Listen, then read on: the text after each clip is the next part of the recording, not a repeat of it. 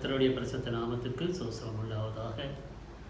இயேசு கிறிஸ்துவின் இனிய நாமத்தில் உங்கள் அனைவரையும் வாழ்த்தி இந்த நவம்பர் மாதம் முதல் பரிசுத்த நற்கருணை ஆராதனைக்கு வரவழைக்கிறோம். 10 மாதங்கள் ஆண்டவர் நம்மளோடு இருந்து வழி நடத்தினார், பாதுகாத்து வந்தார், தேவையெல்லாம் சந்தித்து வந்தார். 11வது மாதத்துக்குள் நாம் கடந்து வரும்போது தேவனுடைய பிரசன்னம் தொடர்ந்து இந்த வருடம் இறுதி வரைக்கும் நம்மளை வழிநடத்த நாம் ஒப்பு கொடுப்போம். கர்த்தருடைய பரிசுத்த நாமத்துக்கு சோஸ்தம். ஜெபிப்போம். எங்கள் அன்பின் ஆண்டவரே, 10 மாதங்கள் எங்களை சுயபத்திரமாய் நீர் பாதுகாத்து 11வது மாதத்தை பார்க்க நீர் கொடுத்த கிருபைக்காக நன்றி சொல்லுகிறோம். இந்த 10 மாதங்கள் இந்த கொரோனா வைரஸ் காலங்களிலும் நாங்கள் பயத்தோடும் கடந்து செல்லும்போதும் நீர் எங்களை ஆறுதல் படுத்தி தைரியத்தை கொடுத்து இம்மட்டும் நீர் காத்து வந்திருக்கிறேன். உமக்கு நாங்கள் நன்றி சொல்லுகிறோம். வரும் நாட்களிலும் தொடர்ந்து எங்களை நீர் பாதுகாப்பீர் என்று நாங்கள் விசுவாசிக்கிறோம். தொடர்ந்து உங்களுடைய பிரசன்னம் எங்களை வழிநடத்தும் என்று நாங்கள் விசுவாசிக்கிறோம். இந்த நாளை இந்த பரிசுத்த நற்கருணை ஆராதனையை முழுமையாய் உங்களுடைய கருத்திலே ஒப்புக் கொடுக்கிறோம். வீட்டில் இருந்து கேட்டுக்கொண்டு இருக்கிற ஒவ்வொரு பிள்ளைகளுக்காக நன்றி சொல்லுகிறோம். ஆண்டவரே, தொடர்ந்து ஆரம்பத்திலிருந்து முடிவு வரைக்கும் உங்களுடைய பிரசன்னம் நீங்கள் வழிநடத்தட்டும். மாறாத இயேசு கிறிஸ்துவின் நாமத்தில் செபிக்கிறோம் எங்கள் ஜீவனுள்ள பிதாவே, ஆமென். இந்த நேரத்திலே நாம் புதிய நேரத்துக்குள் கடந்து செல்வோம். சகோதரன் பால் நம்மளை வழி நடத்த இருக்கிறார்.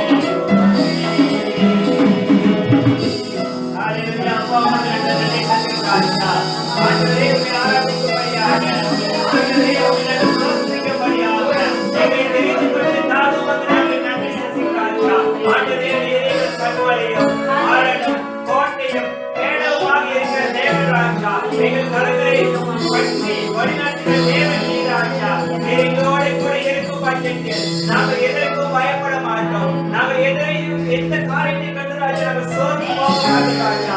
ஆண்டவரே எங்களோடு கூட இருக்கிறதுனால ராஜா எங்களுக்கு பயம் இல்லை ராஜா. ஆண்டவரே எங்களோடு கூட இருக்கிறேன். எங்களுக்காக நீங்கள் செய்கிற தேவனாக இருக்கிறேன். உமக்கு நன்றி ராஜா. நன்றி இயேசுவே. நன்றி செலுத்துகிறோம் ராஜா.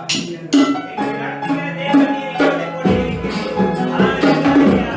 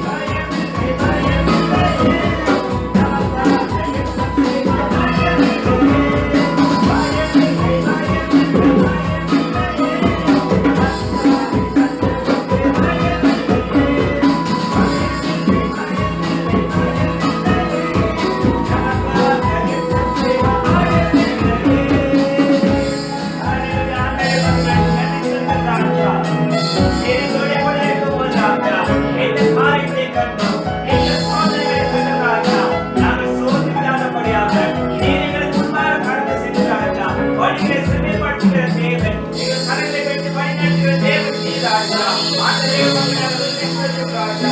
பயமில்லாதபடியாக நாங்கள் வாழும்படியாக நெருங்கியோட கூட இருக்கு. அதுக்காக உமக்கு நாங்கள் நன்றி சொல்லுகிறோம் ராஜா. ஆண்டவரே இந்த உலகத்தில் ராஜா உம்மை போல ராஜா எங்களை தேற்றின, உம்மை போல எங்களை அரவணைக்க, உம்மை போல எங்களை மேலப்படுத்த ராஜா யாரும் கிடையாது இயேசுவே. வேறு ஒருவரே ராஜா எங்களை தேற்றுகிற தேவன், வேறு ஒருவரே எங்களை வழிநடத்துகிற தேவன், வேறு ஒருவரே எங்களை ஆறுதல்படுத்துகிற தேவன் ராஜா. ஆண்டவரே ஒருவரே தேவன் இயேசுவே. உம்மை நாங்கள் ஆராதனை செய்கிறோம். நன்றி ராஜா. உம்மை நாங்கள் போற்றுகிறோம் இயேசுவே. உம்மை நாங்கள் உயர்த்துகிறோம் ராஜா. உம்மை போல நல்ல தேவன் யாரும் இல்லை. உம்மை போல நல்ல தேவன் யாரும் இல்லை ராஜா. ஸ்தோத்திரிக்கிறோம் இயேசுவே. நன்றி ராஜா.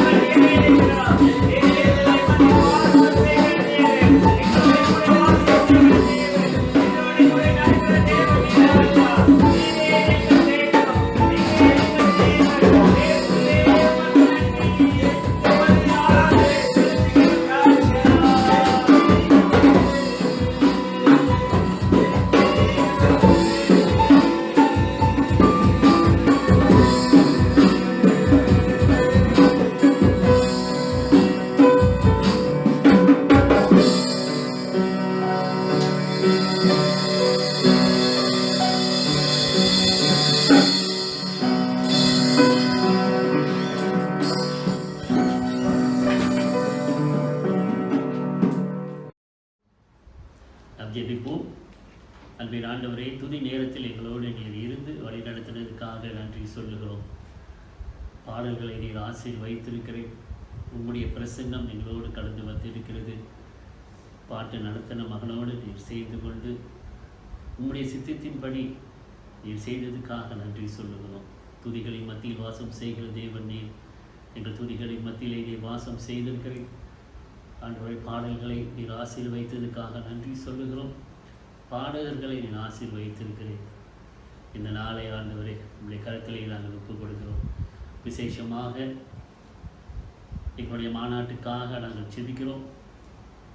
20ஆம் தேதி 21ஆம் தேதி வருகிற எங்கள் வருடாந்திர மாநாட்டிற்காக நாங்கள் செபிக்கிறோம். ஒரு இடத்திலே நாங்கள் கூட முடியாத நிலைமையிலே இருந்தாலும் ஆண்டவரை வீட்டிலே இருந்து ஆண்டவரை இன்டர்நெட் மூலமாய் இந்த மாநாட்டை நீர் நடத்தி கொடுக்க போவதற்காக நன்றி சொல்லுகிறோம். எங்களுடைய பிரசிடெண்ட்டுக்காக ஜெபிக்கிறோம். எங்களுடைய அத்தியட்சருக்காக ஜெபிக்கிறோம். எல்லா போதகர்கள், எல்லா டெலிகேட்ஸ், கான்ஃபரன்ஸ் ஆஃபீஸர் ஒவ்வொருத்தருக்கும் நீர் உம்முடைய பிரசன்னத்தை கொடுத்து ஆசீர்வதிக்க வேண்டிக் கொள்ளுகிறோம். தேர்தலில் நாங்கள் கடந்து செல்லும் போதும் புதிய தலைவர்களை நாங்கள் தேர்ந்தெடுக்கும் போதும் எங்களுக்கு போதுமான ஞானத்தை நீர் தாரும். ஜெப சிந்தையோடு தலைவர்களை தேர்ந்தெடுக்க நீர் கிருபை தாரும் ஆண்டவரே. மாநாட்டை நீர் ஆசீர்வதியும். அதே நேரத்திலேயும் ஆண்டவரே, இந்த மாதத்திலே நடக்கிற எல்லா மாநாடுகளுக்காக நாங்கள் ஜெபிக்கிறோம். ட்ராக்குக்காக ஜெபிக்கிறோம். CAC, Sarawak Iban annual conference, Sarawak Chinese annual conference, Sabah annual conference, செங்கோய் விஷன், ஒவ்வொரு மாநாட்டுக்காக நாங்கள் ஜெபிக்கிறோம். எல்லா மாநாட்டிலையும் உடைய பிரசன்னம் தேர்தலில் இருந்து வழிநடத்த நாங்கள் ஒப்புக் கொடுக்கிறோம். முழுமையாக மெதடிஸ் மாநாட்டை உங்களுடைய கருத்திலே நாங்கள் ஒப்புக் கொடுக்கிறோம். எங்களுக்கு புதிய அத்தியட்சரை நீர் கொடுத்ததுக்காக நன்றி சொல்லுகிறோம். நீர் எல்லாவற்றையும் அறிந்திருக்கிற தேவன். யார் யாரை எந்த தலைமைத்துவத்திலே வைக்க வேண்டும் என்று நீர் அறிந்திருக்கிறீர். இந்த மாநாட்டிலேயும் ஆண்டவரே உம்முடைய சித்தம் நிறைவேற வேண்டும் என்று ஒப்புக் கொடுக்கிறோம். எங்கள் சபைக்காக நாங்கள் செபிக்கிறோம். சபையின் மக்களுக்காக நாங்கள் செபிக்கிறோம். இம்மட்டும் ஆண்டவரே நீர் பாதுகாத்து வந்திருக்கிறேன். இனிமேலும் நீர் பாதுகாப்பீர் என்று விசுவாசிக்கிறோம். ஆண்டவரே, உம்முடைய பிறப்பின் மாதத்திலே நாங்கள் கடந்து செல்ல இருக்கிறோம். அதை நாங்கள் சபையிலே கொண்டாட முடியாத நிலைமையிலே இருந்தாலும் ஆண்டவரை எல்லாத்தையும் அறிந்திருக்கிற தேவன் நீர். இவ்விதமாக நாங்கள் வீட்டிலே இருந்து உம்மை ஆராதிக்க ஆண்டவரே ஒரு நேரம் அப்படியாக நேரிட்டால் நீர் எங்களை வழிநடத்த ஒப்புக் கொடுக்கிறோம். ஆண்டவரே, இந்த நாளை இந்த ஆராதனை கருத்தில் ஒப்புக் கொடுக்கிறோம். பரிசுத்த நற்கரணி ஆராதனைக்காக நன்றி சொல்லுகிறோம். பரிசுத்த நற்கரணிலே பங்கு பெறுகிற ஒவ்வொரு பிள்ளைகளுக்காக நன்றி சொல்லுகிறோம். புது உடன்படிக்கைக்குள் நாங்கள் கடந்து செல்லும்போதும் புதிய சிந்தையோடும் புதிய ஒரு சமாதானத்தோடும் புதிய ஒரு வாழ்க்கையோடு கடந்து செல்ல நீர் வழி நடத்தும் ஆண்டவரே. இந்த ஆராதனை நம்முடைய கருத்திலே ஒப்புக் கொடுக்கிறோம். பொறுப்பெடுத்து நடத்தும் மாறாத இயேசு கிறிஸ்துவின் நாமத்தில் செபிக்கிறோம் எங்கள் ஜீவனுள்ள பிதாவே, ஆமென். சேர்ந்து கொள்வோம். பரமனில் இருக்கிற எங்கள் பிதாவே, உடைய நாமம் பரிசுத்தப்படுவதாக, உடைய ராஜ்யம் வருவதாக, உடைய சித்தம் பரமளத்திலே செய்யப்படுவது போல பூமியிலேயும் செய்யப்படுவதாக. அன்றனுள்ள ஆகாரத்தை எங்களுக்கு என்று தாரும். எங்களுக்கு விரோதமாய் குற்றம் செய்வதற்கு நாங்கள் மன்னிக்கிறது போல எங்கள் குற்றங்களை எங்களுக்கு மன்னி. எங்களை சோதனைகள் பிரவேசிக்கப்படாமல் தீமையிலிருந்து ரட்சித்துக் கொள்ளும். ராஜ்யம், வல்லமை, மகிமை என்றென்றைக்கும் உம்முடையவைகளே. ஆமென். Today's Bible reading is taken from the Gospel of Luke, chapter 17, verses 11 to 19. Luke 17, verse 11 to 19. Now it happened as he went to Jerusalem that he passed through the midst of Samaria and Galilee. Then as he entered a certain village, there met him 10 men who were lepers, who stood far off. And they lifted up their voices and said, Jesus, Master, have mercy on us. So when he saw them, he said to them, Go, show yourself to the priest. And so it was that as they went, they were cleansed. And one of them, when he saw that he was healed, returned and with a loud voice glorified God, and fell down on his face at his feet, giving him thanks. And he was a Samaritan. So Jesus answered and said, Were there not 10 cleansed? But where are the 9? Were there not any found who returned to give glory to God except this foreigner? And he said to him, Arise, go your way, your faith has made you well. This is the word of the Lord. இன்று தெரிந்து கொள்ளப்பட்ட வேத வாக்கியம் லூக்கா எழுதின சுவிசேஷம் 17வது அதிகாரம் வசனங்கள் 11 தொடங்கி 19 முடிய. லூக்கா 17:11 வசனம். பின்பு அவர் எருசலேமுக்கு பிரயாணம் பண்ணுகையில் அவர் சமாரியா, கலிலேயா என்னும் நாடுகளின் வழியாக நடந்து போனார்.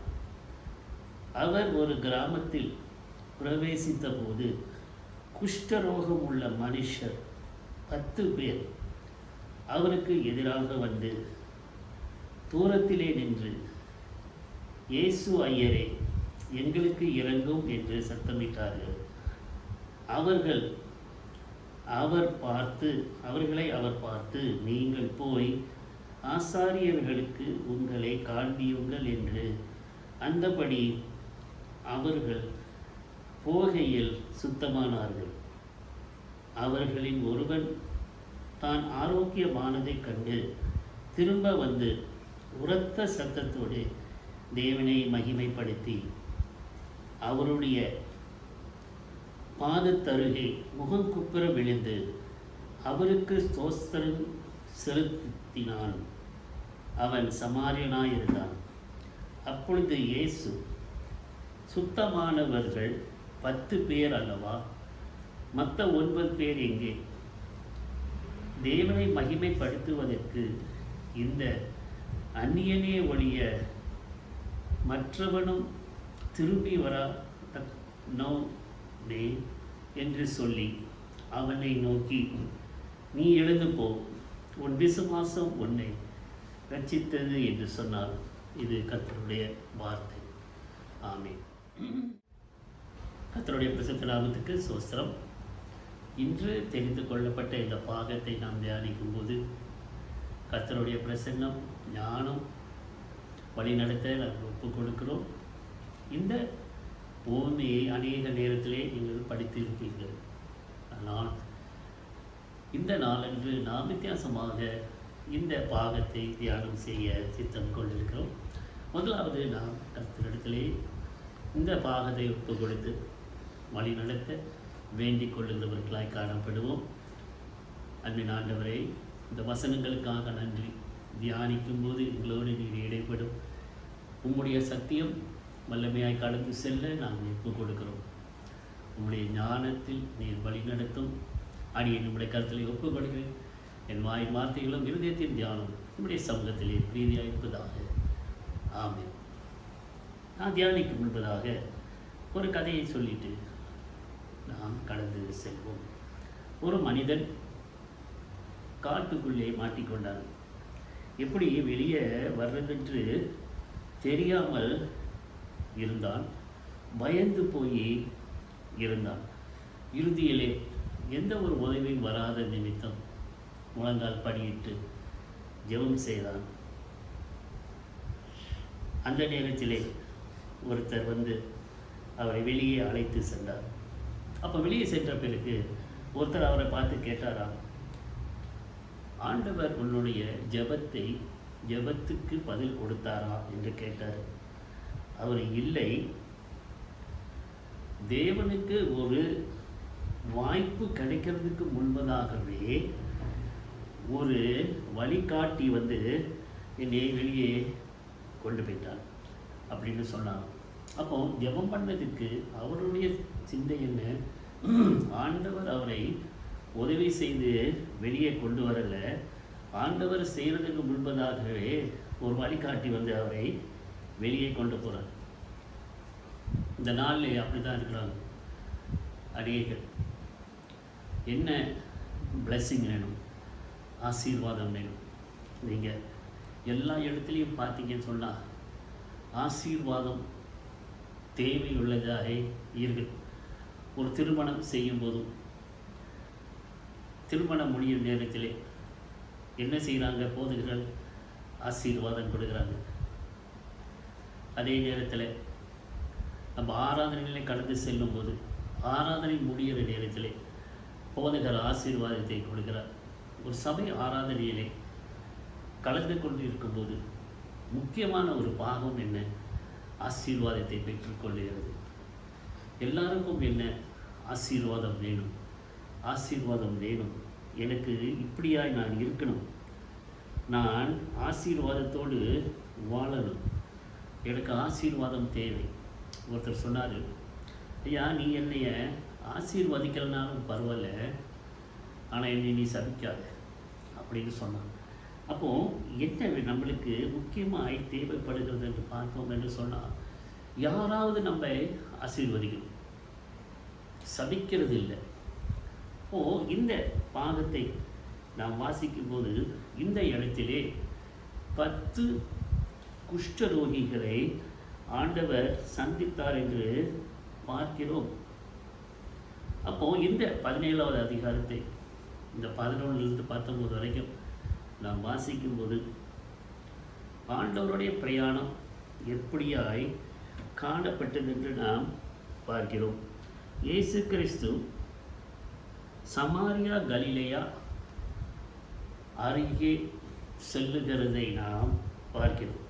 அப்போ அந்த இடத்துல செல்லும்போது 10 குஷ்டரோகிகள் அந்த இடத்திலே கூடி இருக்கிறதை நாம் பார்க்கிறோம்.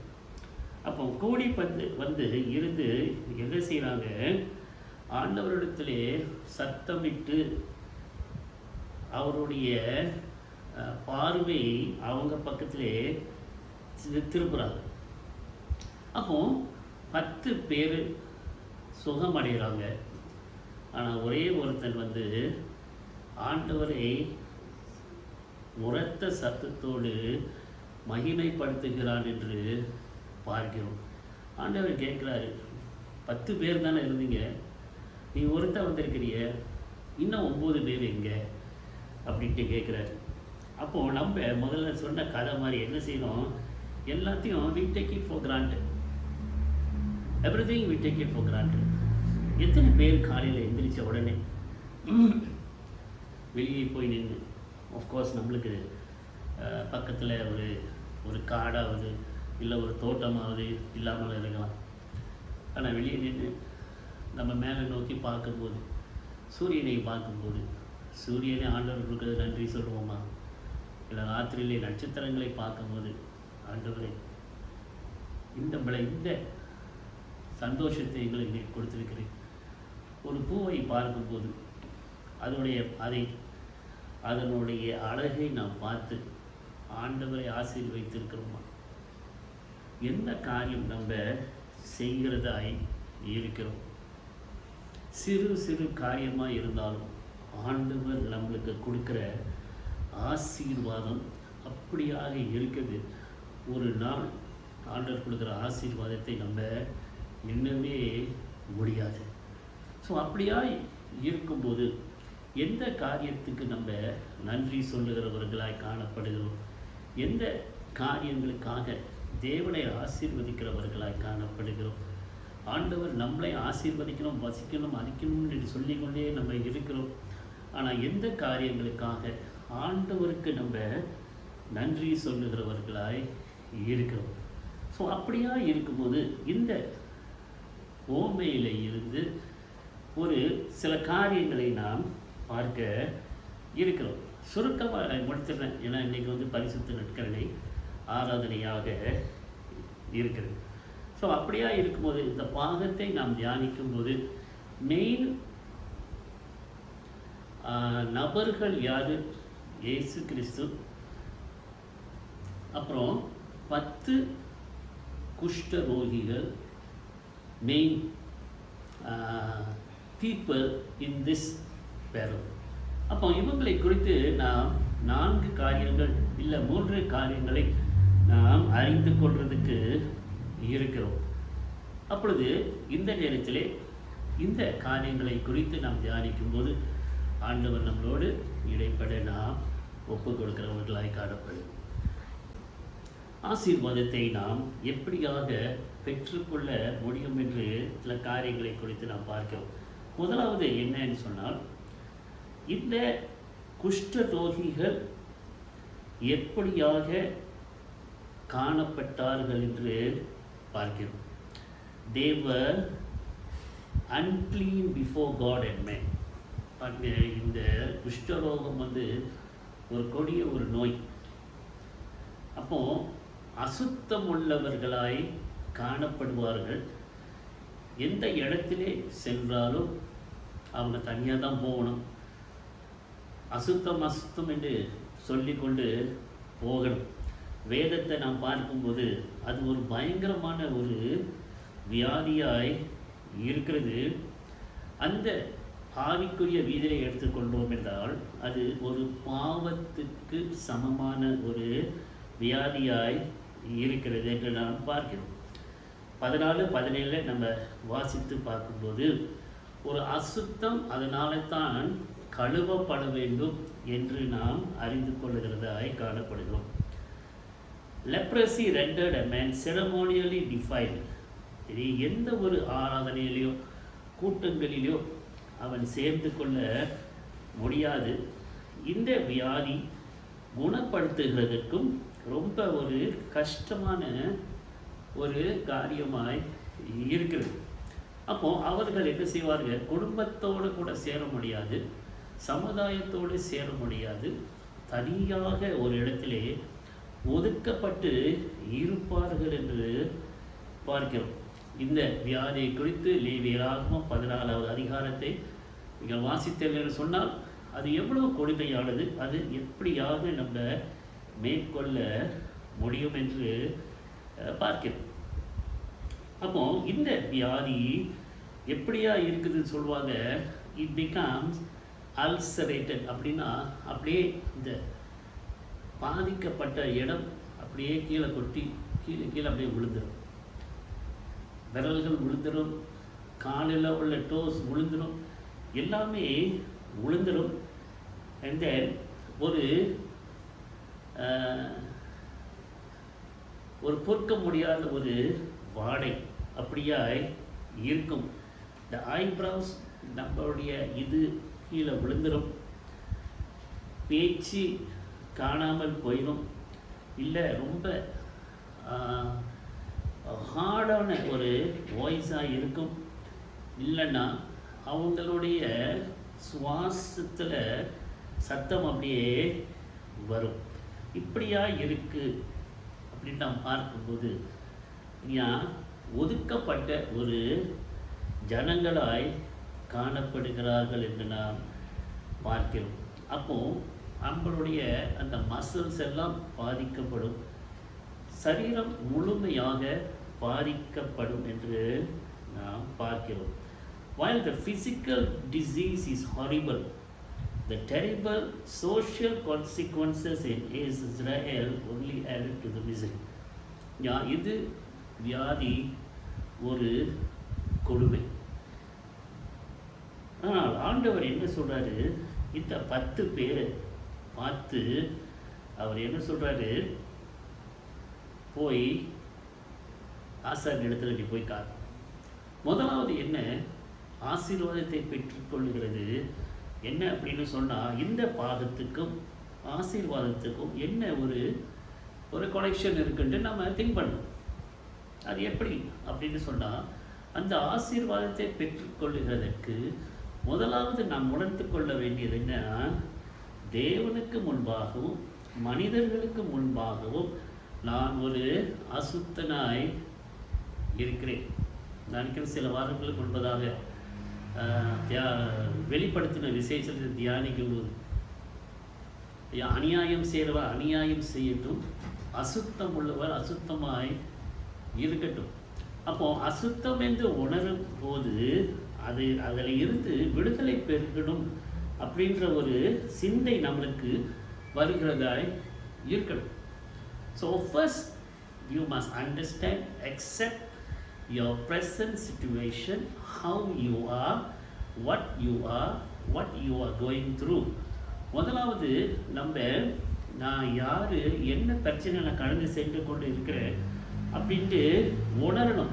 இந்த 10 பேருக்கும் தெரியும், நான் ஒரு குஷ்டரோகி அப்படின்னு சொன்னால் நான் ஒரு அசுத்தன் அப்படின்ட்டு முதலாவது தெரியும். அப்போது கிறிஸ்தவ வாழ்க்கையில் நம்மளும் இருக்கும்போது நான் ஒரு அசுத்தன் என்று, நான் ஒரு பாவி என்று முதலாவது உணர்ந்து கொள்ளுகிறதாய் காணப்பட வேண்டும். வெளிப்படுத்தின விசேஷம் 3:17 நாம் வாசிக்கும் போது என்ன சொல்லப்பட்டிருக்குது? லவுதீசியா சபையில் நம்ம ஐஸ்வர்யமாக இருக்கிறோம், நிறைய சொத்து வருவதற்கு எங்களுக்கு ஒன்றுமே தேவையில்லை, பணம் ஒண்டி இருந்தால் பத்தாது, ஒரு சமாதானம் இருக்கணும், ஒரு சந்தோஷம் இருக்கணும், ஒரு ஆசீர்வாதம் நம்மளிடத்திலே இருக்க வேண்டும் என்று நாம் உணரணும். The first step to receiving God's blessing, முதலாவது அடி என்ன அப்படின்னு சொன்னால், acknowledge your desperate condition before Him. ஐயா, நான் ஒரு பாவி, நான் ஒரு அசுத்தன் என்று ஆண்டவருடைய பிரசன்னத்திலே முன்பதாக ஒப்புக்கொள்ளுகிறவர்களாய் காணப்பட வேண்டும். சிலர் பாருங்க, ரொம்ப பரிசுத்தவான்கள் மாதிரி நடிப்பாங்க. சர்ச்சுக்கு வரும்போது பரிசுத்தம், வெளியே போனோன்னா அசுத்தம், இப்படியாய் நிறைய பேர் கடந்து சென்று கொண்டு இருக்கிறதை பார்க்கிறோம். முதலாவது, நான் ஒரு அசுத்தன், எனக்கு சரீரத்திலே மாத்திரமல்ல, என்னுடைய சிந்தையிலையும் இருதயத்திலையும் ஆவிக்குரிய ரீதியிலும் நான் ஒரு குஷ்டரோகி என்று முதலாவது ஒப்புக்கொள்ள வேண்டும். ரெண்டாவது, இந்த குஷ்டரோகிகள் செய்த விதமாக நாமும் செய்யணும். என்னன்னா, அவன் ஆண்டவரை நோக்கி சத்தமிட்டு கூப்பிட்டு அவருடைய கிருபையை ஏங்கிக் கொண்டு இருந்தார் என்று பார்க்கிறோம். அப்போ முதலாவது நம்ம ஒப்புக்கொள்ளணும். ஒப்புக்கொண்ட பிறகு ஆண்டவரை நோக்கி நாம் கூக்குரலிட்டு கூப்பிடுகிறவர்களாய் காணப்பட வேண்டும். இந்த லெப்ரசி, இந்த குஷ்டரோகம் வந்துச்சுன்னா அது என்ன செய்யுமா, நம்ம பேசுகிற வோக்கல் கோட்ஸை அது பாதிக்கும். அப்போ அது பாதிக்கும் போது நம்மளுடைய பேச்சு இல்லை, அந்த பேச்சினுடைய சத்தம் கேட்க முடியாத ஒரு நிலைமையிலே இருக்கும். ஆனால் இவர்கள் இவ்வளோ தூரம் பாதிக்கப்பட்டும் என்ன செய்கிறாங்க, சத்தமிட்டு ஆண்டவரை கூப்பிடுறாங்க. ஏன்? அவருக்கு அதிகாரம் இருக்கு என்று உணர்ந்தாங்க. அவரை நோக்கி பார்க்கும்போது ஒரு சுத்தம், ஒரு சுகம் வரும் என்ற ஒரு நம்பிக்கை இருந்தது. The lepers pleaded. அவங்க கூக்குரலிட்டு என்ன செய்கிறாங்க, அவரிடத்திலே, இயேசு ஐயரே எங்களுக்கு இறங்கும் என்று சத்தமிட்டார்கள். சும்மா மெல்லியா ஒரு குரலில் செய்யலை, சத்தமிட்டு சொல்லி, எங்கள் மேல் இரக்கமாயிரும், எங்கள் மேல் கிருபை தாரும் என்று சொன்னார் என்று பார்க்கிறோம். The good news is that God delights to show mercy to those who cry out for Him. ஆண்டவர் என்ன செய்வார்? ஐயா, நான் ஒரு பாவி என்று உணர்ந்துட்டேன், இப்போ நான் அந்த பாவ வாழ்க்கையிலிருந்து விடுதலை நான் பெற வேண்டும். அந்த விடுதலை பெற வேண்டும் என்றால் நீர் மாத்திரம் எங்களுக்கு அந்த விடுதலையை கொடுக்க முடியும் என்று சத்தமிட்டு ஆண்டவரிடத்திலே கேட்கும்போது உண்மையாகவே ஆண்டவர் கேட்கிறவராய் காணப்படுகிறார். Delights to show mercy who cry out to him. He is abiding in riches. அவர் பெரிய ஐஸ்வர்யவானாய் இருக்கிறவர். நம்மளிடத்தை நாம் அவரிடத்திலே கேட்கும்போது ஒருபோதும் நம்மளை ஒதுக்கி தள்ளி விடாதவராய் இருக்கிறார். பாவங்கள் இருக்கா, என்னை மன்னியும் என்று கேட்கும்போது உண்மையாகவே தேவன் நம்மளை மன்னிக்கிறவராய் இருக்கிறார் என்று வேதம் சொல்லுகிறது. எங்கள் மேல் இறங்கும் என்று இந்த குஷ்டரோகிகள் ஆண்டவரிடத்திலே சத்தமிட்டு கூப்பிட்டு கேட்டார்கள் என்று வேதம் சொல்லுகிறது. ஸோ அப்படியா இருக்கும்போது விடுதலை வேண்டும் என்று சொன்னால் கேட்கணும், ஆண்டவரிடத்திலே கேட்கணும். பாவங்களை நம்ம வச்சு கொண்டு இருந்தோம் என்று சொன்னால், சில பிள்ளைகள் பாருங்க நிறையா பாவங்கள் செய்து கொண்டு இருக்கிறாங்க. அப்படியா இருக்கும்போது பெற்றோர்களை கனப்படுத்துகிறது கிடையாது, தாய் தகப்பனை கனப்படுத்துகிறது கிடையாது. ஆனால் ஐந்தாவது கட்டளை இருக்கிறது. ஆண்டவர் கொடுக்கிற தேசத்திலே ஒரு நாட்டம் நீடித்திருப்பது ஒரு தாயும் தகப்பனையும் கனம் பண்ணுவாயாக என்று சொல்லுகிறது. அதை அநேகர் ஏற்றுக்கொள்ளுகிறதே இல்லை. இந்த காலத்திலே அந்த காரியங்கள் அநேகமாய் காணப்படுகிறது. பெற்றோர்கள் பிள்ளைகளை சரியான முறையிலே வளர்க்கறது இல்லை, ஆண்டவரை நோக்கி கூப்பிடுகிறது கிடையாது. இப்படியாய் இருக்கும்போது ஆண்டவர் என்ன சொல்கிறாரு? The holiness demand that he judge sin. அப்போது ஆண்டவரை தேடாமல் இருக்கிறது ஒரு பெரிய பாவமாய் இருக்குது. கிறிஸ்தவர்களுக்கு அது ஒரு பெரிய பாவம். ஏன்? ஆண்டவராக இயேசு கிறிஸ்து மாத்திரம் நம்மளுக்கு இந்த குஷ்டரோக பாவங்களில் இருந்து விடுதலை கொடுக்க முடியும். ஸோ நம்ம சத்தமிட்டு கூப்பிட்டால்தான் ஆண்டவர் கேட்கிறவராய் காணப்படுகிறார். He is full of mercy. Whatever your need, call out to the Lord. நம்ம தேவை என்னமோ, என்ன வேண்டுதல் இருக்குதோ, என்ன செய்யணும், ஆண்டவரை நோக்கி நாம் கூப்பிடுகிறவர்களாய் காணப்பட வேண்டும். அவர் கிருபை நிறைந்த தேவனாய் இருக்கிறார். முதலாவது, நான் ஒரு பாவி என்று உணர வேண்டும். இரண்டாவது காரியம், ஆண்டவரை நோக்கி நாம் கூப்பிட வேண்டும்.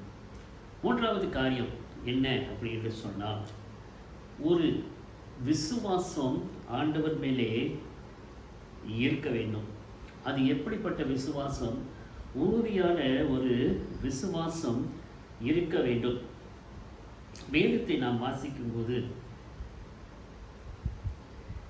இயேசு ஐயரே 13வது வசனம், எங்களுக்கு இறங்கும் என்று சத்தமிட்டார்கள். அவர்களை அவர் பார்த்து, நீங்கள் போய் பாருங்க, இவங்க கூக்கல்லிட்டு கூப்பிடுறாங்க, என் மேல் கிருபையாக இரும் அப்படின்னு சொல்லிட்டு அவர் ஒன்றுமே செய்யலை. ஆனால் ஒன்றுமே செய்யாமல் என்ன செய்கிறாரு? நீ போய் ஆசாரியரிடத்திலே காண்பி அப்படின்னு சொல்கிறாரு. அப்போ இவங்களுக்கு எப்படியா இருக்கும்? ஒரு இன்டர்நெட்டில் ஒரு கதை பார்க்கும்போது சில பேர் என்ன செய்கிறாங்க, இன்டர்வியூக்கு போகிறாங்க. அந்த இன்டர்வியூக்கு போகும்போது பாஸ் அங்கே உட்காந்துருக்காரு. அப்போ முதல்ல ஒரு நபர் உள்ளுக்கு வராரு. உள்ளுக்கு வந்த உடனே அவர் சொல்கிறாரு, அங்கே சாக் இருக்குது, அந்த சாக்கை எடுத்து ஏதாவது பிளாக் போர்டில் எழுது அப்படின்னு. பாருங்க, இப்படியே சொல்லும் போது சாக்கை எடுத்து நீ எழுது, என்னத்தை எழுதணும்? சொல்லலை. எப்படி எழுதணும், எதை குறித்து எழுதணும் சொல்லலை. அப்போ அவர் சொல்கிறாரு நீ எழுது அப்படின்ட்டு. அப்போ அவர் ஒரு வார்த்தை எழுதுறாரு, சரி நீ போ அப்படின்னு சொல்கிறாரு. அடுத்த ஆள் வராரு, அவர்கிட்டையும் அதையே சொல்கிறாரு, அந்த சாக் அங்கே இருக்குப்பா, அதை எடுத்து நீ பிளாக் போர்டில் ஏதாச்சும் நீ எழுது அப்படின்ட்டு. அவன் என்ன எழுதுறன்னு கேட்கல, ஏதாவது எழுது. இப்போ பாருங்கள், இயேசு கிறிஸ்துன்ற கூக்குரலிட்டு கூப்பிட்ட பிறகு ஆண்டவர் நீ சொஸ்தமாகிட்ட, அதுக்கப்புறம் நீ போய் ஆசாரியத்தில் காட்டு அப்படின்னு சொல்லவே இல்லை. அவர் என்ன சொல்கிறாரு, என்மேல் இரக்கமாக என்மேல் இறங்கும் அப்படின்னு சொன்ன உடனே அவர் சொல்கிறாரு, நீ போய் ஆசாரியத்தில் போய் நீ காட்டு.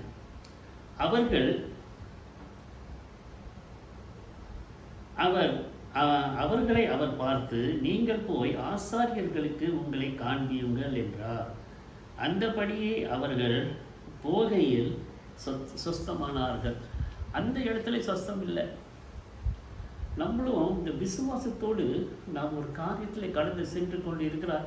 அந்த போகும்போதே என்ன ஆயிடுது, ஆண்டவர் நம்மளுடைய கோரிக்கைக்கு பதில் கொடுக்கிறவராக இருக்கிறார். அப்போது இந்த 10 பேரும் போகும்போது ஒரு நம்பிக்கை இல்லை அப்படின்னு சொன்னால் அவங்க போயிருக்க மாட்டாங்க. நான் தான் என்ன சுகமாகலையே, நான் எப்படி போய் ஆசாரியத்தில் காட்டுறது அப்படின்ட்டு ஒரு சந்தேகம் அவங்களுக்கு வந்திருக்கும். நம்மளோட வாழ்க்கையிலே அதுதான் வரும்.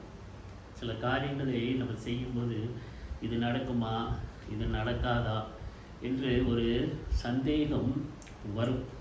அப்படியா இந்த 10 பேரும் என்ன செய்கிறாங்க, அவர் சொல்கிறாரு இறங்கும்னு சொல்கிறாரு, நீ போய் காண்பி அப்படின்னு சொல்கிறாரு. அவங்க என்ன செய்கிறாங்க, அந்த 10 பேரும் போகிறார்கள் என்று சொஸ்தமானார்கள். அந்தபடியே அவர்கள் போகையில் சுத்தமானார்கள் என்று வேதம் சொல்லுகிறது. அவ்வளோ பெரிய ஒரு விசுவாசம், ஒபீடியன்ட் ஃபெய்த், கீழ்ப்படிகிற ஒரு விசுவாசம். விசுவாசம் வேற, கீழ்ப்படிதல் வேற. ஆனால் அந்த ரெண்டையும் நம்ம சேர்த்து கீழ்ப்படுகிற விசுவாசம் அப்படின்னு சொன்னால், அந்த விசுவாசம் எப்படியாய் வல்லமை பெறுகிறது, கீழ்ப்படிதல் மூலமாய் வல்லமை பெறுகிறது. அப்போ அந்த 10 பேரும் நடந்து போகும்போதே சொஸ்தமானார்கள் என்று வேதம் சொல்லுகிறது. நம்ம 2 ராஜாக்களில் நம்ம வாசித்தோம் என்று சொன்னால், நாமான் என்ற ஒரு சிரியன் இருந்தான். எலிஷா அவர்கிட்ட சொல்கிறாரு, ஐயா அவனுக்கு நீ குஷ்டப்படுத்திருக்க, என்ன செய்து நீ யோர்தான் நதிக்கு போய் 7 தடவை நீ முக்கி வா, உன்னுடைய சரீரம் சிறு பிள்ளையை போல ஆசீர்வதிக்கப்படும் என்று சொன்னான். ஆனால் நாமானுக்கு என்ன, அவனுக்கு ஒரு சந்தேகம், அந்த ஒரு விசுவாசம் இல்லை.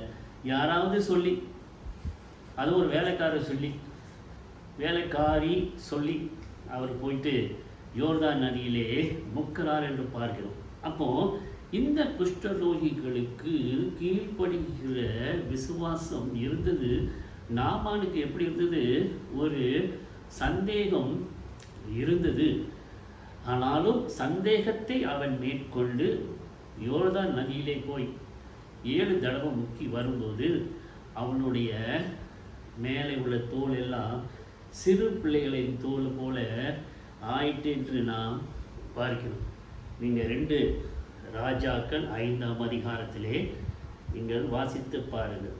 அப்போது நம்மளுக்கு பிரச்சனை இருக்குது. நம்ம சத்தமிட்டு எனக்கு வியாதி இருக்குது, சத்தமிட்டு ஆண்டவரை கூப்பிடுறோம். ஆண்டவர் என்ன சொல்கிறாரு, போய் ஆசாரிய இடத்துல போய் காண்பி அப்படின்னு சொல்கிறாரு. ஆனால் எந்த ஒரு கான்டெக்ஸ்டும் அவர் கொடுக்கல, ஒன்றுமே சொல்லலை. நீ சொஸ்தமாயிட்டேன்னு கூட சொல்லவே இல்லை. ஆனால் நீ போ அப்படின்னு சொல்லும்போது இந்த 10 பேரும் போகிறாங்க என்று பார்க்கிறோம். போகிற வழியிலே அவர்களுக்கு சுகம் கிடைத்தது. அப்போ நம்ம முதலாவது என்ன செய்யணும், ஒரு பாவின்னு உணரணும். 2வது கூக்குரலிட்டு ஆண்டவரிடத்திலே உதவி கேட்கிறோம். அடுத்த காரியம் என்ன செய்வோம் என்று சொன்னால், ஆண்டவர் எதை சொல்கிறாரோ அதை நாம் ஒரு கீழ்ப்படுகிற விசுவாசத்தோடு அதை செய்யும்போது ஆண்டவர் பெரிய ஆசீர்வாதத்தை கொடுக்கிறவராக இருக்கிறார். அல்லேலூயா. அப்போ நாம் எப்படியாய் இருக்கணும்? அந்த கீழ்ப்படிதலின் விசுவாசம் நம்மளிடத்தில் இருக்கணும். ஆண்டவர் இதை சொன்னார் என்று சொன்னால் இதை செய்வார். அப்போ நம்மளுடைய விசுவாசம் எப்படியாய் காணப்படுகிறது? இந்த கீழ்ப்படுகிற விசுவாசம் இருக்குதா?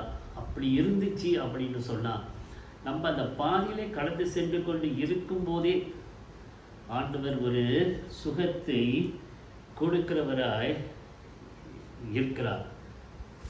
நாமும் அப்படியே காணப்பட வேண்டும்.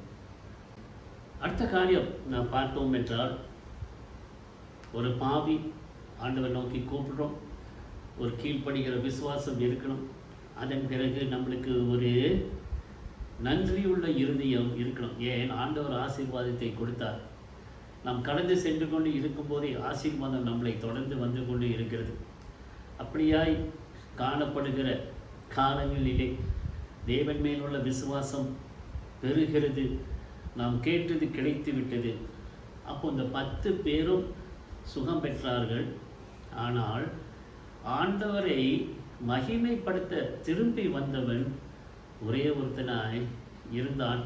அதுவும் வேதம் சொல்லுகிறது, அவன் ஒரு அந்நியன், ஒரு சமாரியனாய் இருந்தார்கள். அப்படின்னா இப்படி நம்ம பார்க்கும்போது 10 பேரில் 9 பேர் யூதராக இருந்திருப்பாங்க, ஒரே ஒருத்தன் சமாரியனாக இருந்திருப்பாங்க. அந்த சமாரியனோட கதையை நாம் வாசிக்கும்போது, ஐயா ஒரு போதகர் கடைசியாக நடந்து போகிறாரு, அடிபட்டு கிடந்தவனை பார்த்துட்டு போகிறாரு. லேவியன் ஒருத்தர் இருக்கான், ஆசாரியன் முதலாவது போயிட்டாரு, லேவியர் அடுத்தாப்புல போகிறாரு.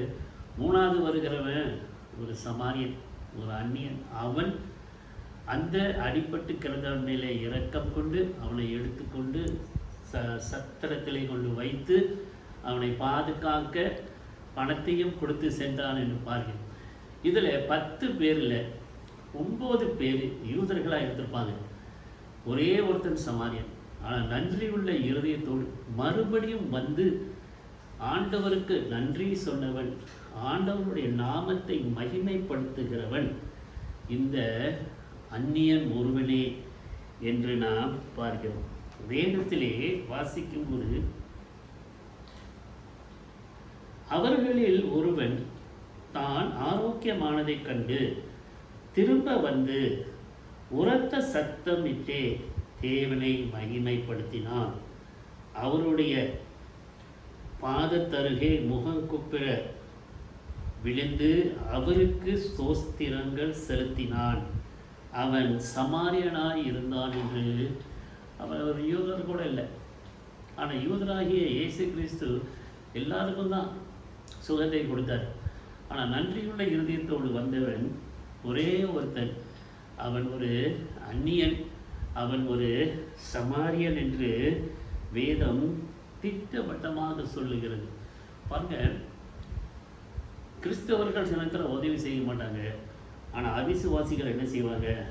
உதவி செய்வாங்க. அப்போ இந்த 10 பேரில் ஒரே ஒரு அந்நியன் இருந்தான். அந்த ஒரே ஒரு அந்நியன் தான் திருப்பி வந்து ஆண்டவரை மகிமைப்படுத்தினான் என்று பார்க்கிறோம். He glorified God. 17வது அதிகாரம் 15வது வசனத்தை நாம் பார்த்தோம். 18வது வசனத்தை நாம் பார்க்கும்போது 2 இடத்திலேயும் எப்படியாய் சொல்லுகிறது? அவர்கள் ஒருவன் ஆரோக்கியமானதை கண்டு திரும்பி வந்து உரத்த சத்தத்தோடு தேவனை மகிமைப்படுத்தி. முதல்ல அது 18வது வசனத்தை நாம் வாசிக்கும் போது தேவனை மகிமைப்படுத்துவதற்கு இந்த அந்நியனே வந்தான். அப்போ 2 இடத்துல நான் பார்க்கும்போது இவங்க என்ன செய்யறாரு? மகிமைப்படுத்த வந்தான் என்று பார்க்கிறோம். அடுத்தாப்புல என்ன செய்யறாரு? அவர் வந்து இயேசுவின் பாதத்திலே கீழே விழுந்து முகங்குப்புற விழுந்து ஆண்டவருக்கு நன்றி சொல்லுகிறான் என்று பார்க்கிறோம். 3வது காரியம் பார்த்தோம் என்று சொன்னார் 16வது வசனத்திலே, ஒரு நன்றியுள்ள இருதயம், வித் தேங்க்ஃபுல் ஹார்ட். அப்போ ஆண்டவர் நம்மளுக்கு செய்த காரியங்கள் நம்மளுக்கு நிறைவாய் ஆகிவிட்டது அப்படின்னு சொன்னால் ஆண்டவருக்கு முழு இருதயத்தோடும் முழு ஆத்மாவோடும் முழு மனதோடும் நன்றி சொல்லுகிறவர்களை காணப்பட வேண்டும். இப்படியாய் நம் வாழ்க்கையில் கடந்து செல்லும்போது ஆண்டவர் அவருடைய ஆசீர்வாதத்தை கொடுத்து நம்மளை மகிமைப்படுத்துகிறார் என்று நாம் பார்க்கிறோம். ஒரு கதையை சொல்லிட்டு முடிப்போம். ஜான் வெஸ்லி 13 அவர் இயேசுவினிடத்தில் வருகிறதுக்கு 13 வருஷத்துக்கு முன்பதாக அவர் என்ன செய்தார், ஒரு இடத்திலே ஒரு பேச்சை கொடுத்து கொண்டு இருந்தார். அந்த இடத்திலே ஒரு மனிதன் இருந்தான். அவனிடத்திலே ஒரே ஒரு அங்கிதான் இருந்தது என்று பார்க்கிறோம். ஆனாலும் அவனுடைய லிப்ஸை, அவனுடைய வாயிலே என்ன கடந்து சென்றுச்சின்னு சொன்னால் ட்ரிங்க் ஆஃப் வாட்டர். அவன் அன்னைக்கு முழுக்க என்ன அவன் சாப்பிட்டான் குடித்தான் என்று சொன்னால் தண்ணி ஒன்றி குடித்தான். அதன் பிறகு ஆண்டவர் சொல்கிறாரு, you thank God when you have nothing to wear. உனக்கு சட்டை போடுறதுக்கும் ஒன்றும் இல்லை, சாப்பிட்றதுக்கும் ஒன்றும் இல்லை, படுக்கிறதுக்கும் ஒன்றும் இல்லை. What else to you thank him for? அப்போ ஆண்டவருக்கு எதை குறித்து தான் நீ நன்றி சொல்லுவேன்? அப்போ அவர் சொல்கிறாரு, I thank him that he has given me my life. எனக்கு ஒரு ஜீவனை கொடுத்து இருக்கிறதற்கு வைத்திருக்கிறார். ஒரு அவரை நேசிக்கிறதுக்கு ஒரு இருதயம் கொடுத்திருக்கிறார். அவருக்கு சேவை செய்கிறதற்கு ஒரு வாஞ்சியை கொடுத்திருக்கிறார் என்று ஜான் வெஸ்லி இடத்திலே அந்த ஏழையன் ஒரு சாட்சி கொடுத்தான் என்று பார்க்கிறோம். நம்ம எதுக்காக ஆண்டவருக்கு நன்றி சொல்ல போகிறோம்? நான் சொன்னேன், நம்ம சுவாசிக்கிற காற்று, குடிக்கிற தண்ணி, ஐயா ஆண்டவர் கொடுத்த சூரியத்தின் அந்த சூழ், காற்றிலே நிலவுகள், பூக்கள், மனிதர்கள், உற்றார்கள், உறவினர்கள், இதுக்காக எத்தனை தடவை நம்ம நன்றி சொல்லி ஆண்டவரை நாம் ஆசீர்வதித்தவர்களாய் காணப்படுகிறோம். 10 பேரில் ஒரு பேர் நன்றி சொன்னான். நாம் எப்படி இருக்கணும்? ஒவ்வொரு நேரமும் ஆண்டவரை ஆசீர்வதித்து நன்றி சொல்லுகிறவர்களாய் காணப்பட வேண்டும். அன்னைக்கு நாள் முழுக்க தண்ணி ஒளி தான் குடிக்கிறது இருந்தாலும் ஆண்டவருக்கு இந்த மனிதனுடைய சாட்சியின் மூலமாய் நன்றி சொல்லுகிறதற்கு, ஆண்டவரை நேசிக்கிறதற்கு ஒரு இதை, ஆண்டவரை சேவிக்கிறதற்கு ஒரு வாஞ்சை, ஆண்டவர் கொடுத்த இயற்கைகளுக்காக ஒரு நன்றி, அப்படியாக நாமும் கடந்து சென்று சுகம் பெற்ற பிறகோ இல்லை தேவை சந்திக்கப்பட்ட பிறகோ மித்தவர்கள் எப்படி இருக்கிறார்களோ நாம் ஆண்டவருடைய பரிசுத்தலை போய் நன்றி சொல்லி அவரை நாமத்தை மகிமைப்படுத்தும் போது பெரிய ஆசீர்வாதம் தேவன் கொடுக்கிறார். ஜெபிப்போம். அன்பின் ஆண்டவரை, இந்த வசனத்துக்காக நாங்கள் நன்றி சொல்லுகிறோம். இந்த குஷ்டரோகிகளை 10 பேரிலே ஒரே ஒரு அந்நியன், ஒரு சமாரியன் வந்து சத்தமிட்டு உமக்கு நன்றி சொல்லி உடைய நாமத்தை மகிமைப்படுத்தினான். அமிதமாக எங்களுடைய இருதயத்தில் ஆசீர்வாதத்தை நாங்கள் பெற்றுக்கொள்ள முதலாவது உணர வேண்டும், 2வது கூப்பிட வேண்டும், 3வது விசுவாசம் இருக்க வேண்டும், 4வது நன்றியுள்ள இருதயம் இருக்க வேண்டும். இந்த 4 காரியங்களை நாங்கள் கடந்து செல்லும்போது உண்மையாகவே நீர் எங்களை ஆசீர்வதிக்கிறது என்ன இருக்கிறது. இந்த நேரத்துக்காக நன்றி, உங்களுடைய வசனத்துக்காக நன்றி. தொடர்ந்து எங்களை ஒப்புக் கொடுக்கிறோம். இயேசு கிறிஸ்துவின் நாமத்தில் ஜெபிக்கிறோம் நல்ல பிதாவே, ஆமென். அன்பான ஜீவ ஜனமே, பரிசுத்த நாட்களில் நாம் கடந்து செல்ல சித்தம் கொண்டிருக்கிறோம். எல்லாம் ஆயத்தமாக இருப்பீர்கள் என்று நாம் விசுவாசிக்கிறோம். முதலாவது நாம் விசுவாச பிரமாணத்தை அறிக்கையிட்டு பரிசுத்த நாட்களை ஒழுங்குகளிலே கடந்து சென்று தலைவர்கள் தங்களுடைய குடும்பங்களிலே இந்த பரிசுத்த நாட்களிலே இந்த செட்ஸை நீங்கள் விதமாக உங்களுக்கெல்லாம் கொடுக்கப்பட்டிருக்க என்று நான் விசுவாசிக்கிறேன். இதை நாம் செய்து கடந்து செல்வோம்.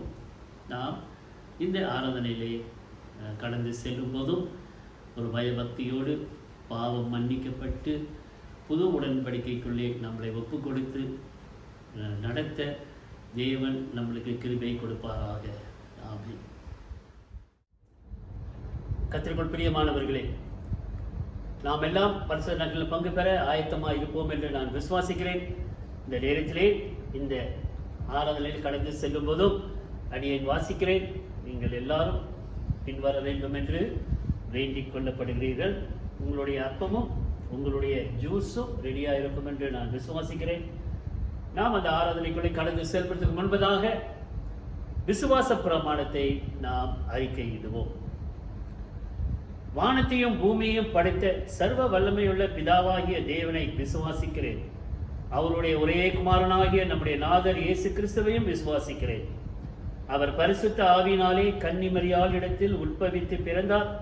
பொந்தியு பிலாத்துவின் காலத்தில் பாடுபட்டு சிலுவையில் அறைந்து மரித்து அடக்கம் பண்ணப்பட்டு 3ஆம் நாள் மரித்தோரிடத்தில் இருந்து எழுந்தருளினார். பரலோகத்துக்கேறி சர்வ வல்லமையுள்ள பிதாவாகிய தேவனுடைய வலது பாசத்திலே வீற்றிருக்கிறார். அவ்விடத்தில் இருந்து உயிருள்ளோரையும் மரித்தோரையும் நியாயம் தீர்க்க வருவார். பரிசுத்த ஆவியும் விசுவாசிக்கிறேன். பொதுவாயிருக்கிற பரிசுத்த சபையும் பரிசுத்தவான்களுடைய ஐக்கியமும் பாவ மன்னிப்பும் சரீர உயிர்த்தெழுதலும் நித்திய ஜீவனும் உள்ளென்று விசுவாசிக்கிறேன். ஆமென். ஆமென். ஆயத்தமாய் இருப்போம். மாறி மாறி வாசித்தல்.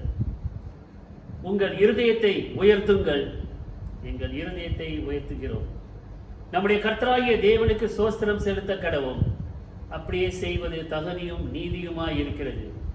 கர்த்தாவே, பரிசுத்த பிதாவே, சர்வ வல்லமையுள்ள நித்திய தேவனே, நாங்கள் எக்காலத்திலும் எவ்விடத்திலும் உமக்கு ஸ்தோத்திரம் செலுத்துகிறது தகுதியும் நீதியும் எங்களுக்கு விசேஷித்த கடமையுமாய் இருக்கிறது.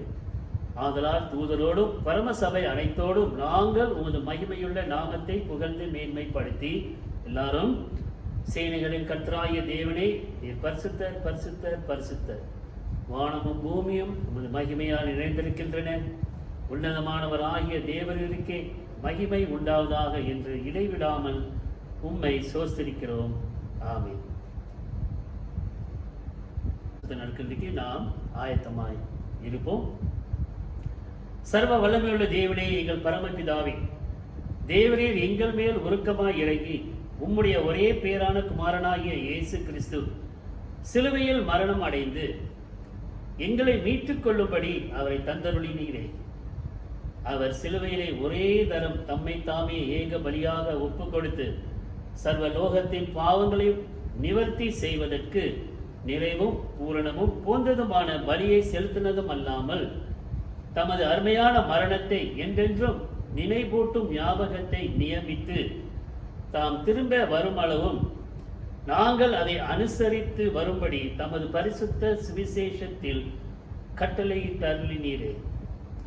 இரக்கமுள்ள பிதாவே, எங்கள் ஜெபத்தை கேட்டருளி உமது குமாரனும் எங்கள் இரட்சகரும் ஆகிய இயேசு கிறிஸ்து கட்டளையிட்ட பரிசுத்த நியமத்தின்படி நாங்கள் அவருடைய பாடுகளையும் மரணத்தையும் உயிர்த்தெழுதலையும் நினைவு கூர்ந்து உமது சிருஷ்டி பதார்த்தங்களாகிய இந்த அப்பத்தையும் திராட்சை ரசத்தையும் வாங்கும்போது அவர் மூலமாய் தெய்வ சுபாவத்துக்கு நாங்கள் பங்கு உள்ளவர்கள் ஆகும்படி கிருபை செய்தல்ல வேண்டும் என்று மிகவும் தாழ்மையாய் வேண்டிக் கொள்ளுகிறோம். அவர் தாம் காட்டிக் கொடுக்கப்பட்ட அந்த ராத்திரியிலே அப்பத்தை எடுத்து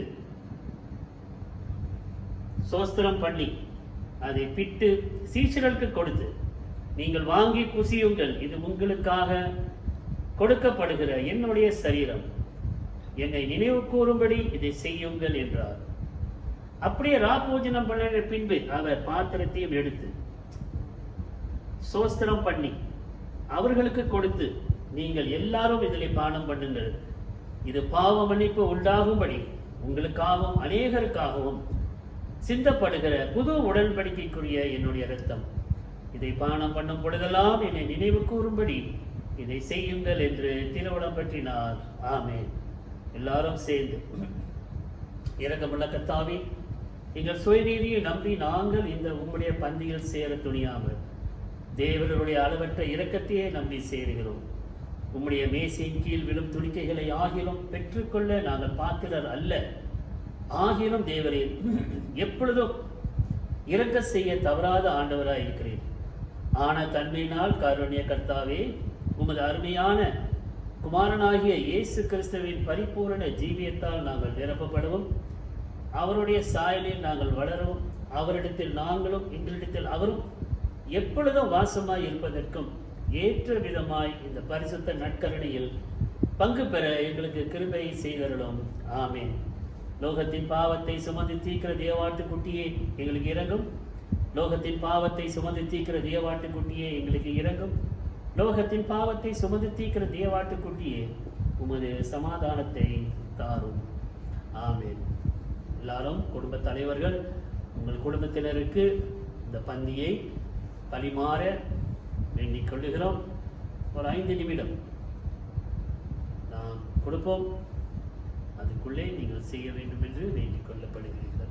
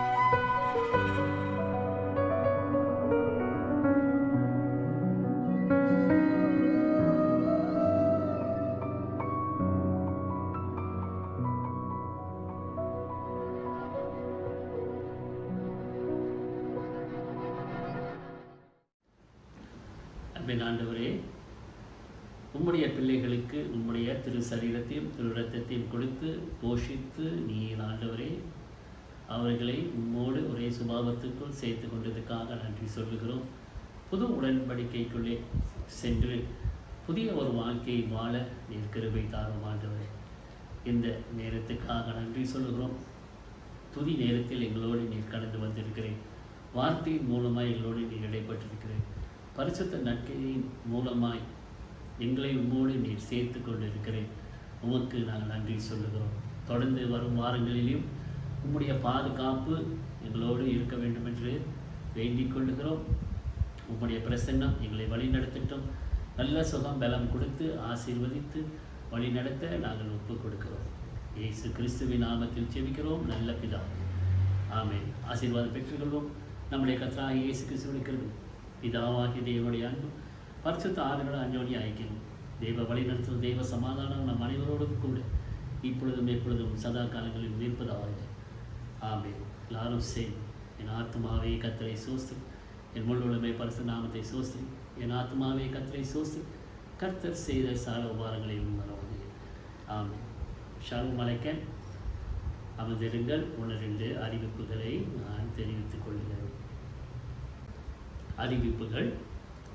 இந்த ஊரடங்கு இன்னும் 9ஆம் தேதி வரைக்கும் ஒத்தி வைக்கப்பட்டிருக்கிறது, எக்ஸ்டெண்ட் பண்ணி வச்சிருக்கிறது. அதனாலே எல்லாம் கவனமாய் வீட்டிலே இருங்க. வெளியே போகிறது ரொம்ப வேண்டாம். சுகாதாரத்தை பாதுகாத்து கொள்ளுங்கள். 9ஆம் தேதி வரைக்கும் இருக்கிறது. அதன் பிறகு மறுபடியும் அவர்கள் கூட நாட்கள் வைப்பார்களோ என்று தெரியாது. ஆனால் நாம் இந்த தேசத்தை நம்முடைய ஜெபத்திலே நாம் வைத்து கொள்ளுகிறவர்களாய் காணப்படுவோம். அடுத்த வாரமும் இந்த ஆராதனை இப்படியாக இன்டர்நெட் மூலமாய் நடத்தப்படும். நாம் ஆயத்தமாய் இருக்க வேண்டும் என்று வேண்டிக் கொள்கிறீர்கள். அதே நேரத்திலே 20ஆம் தேதி 21ஆம் தேதி நடக்கப் போகிற நம்மளுடைய வருடாந்திர மாநாட்டுக்காக ஜெபம் பண்ணுங்க. இந்த வருஷம் ஒரு தேர்தலின் வருஷம். பிரசிடென்ட்ல இருந்து எல்லா கமிட்டிகளையும் தேர்ந்தெடுப்பார்கள். ஆண்டவருடைய ஞானம் எல்லா போதர்களோடும் பிரதிநிதிகளோடும் கான்ஃபரன்ஸ் ஆஃபீஸரோடும் இருக்க வேண்டும் என்று நாம் ஜெபிப்போம். ஆண்டவருடைய சித்தம் மாத்திரம் அந்த மாநாட்டிலே நிறைவேற நாம் ஒப்பு கொடுத்து ஒவ்வொரு நாளும் அதற்காக நாம் ஜெபிக்கிறவர்களாய் காணப்படுவோம். நம்முடைய புதிய அத்தியட்சருக்காக நாம் ஜெபிப்போம். அவர் குடும்பம் அவர் புதிய பதவியை ஏற்று அடுத்த 4 வருடங்களுக்கு அத்தியட்சராக இருக்கும்போது தொடர்ந்து ஆண்டவருடைய பிரசன்னம் அவரோடு இருக்கட்டும். ஆண்டவருடைய ஞானம் அவரோடு இருக்கட்டும். தேவனுடைய பிரசன்னம் அவரை வழிநடத்த ஒப்பு கொடுக்கிறோம். தொடர்ந்து ஜெபத்திலே தரித்திருங்க. கர்த்தர் உங்களை முழுமையாய் ஆசீர்வதிப்பாராக. ஆமென்.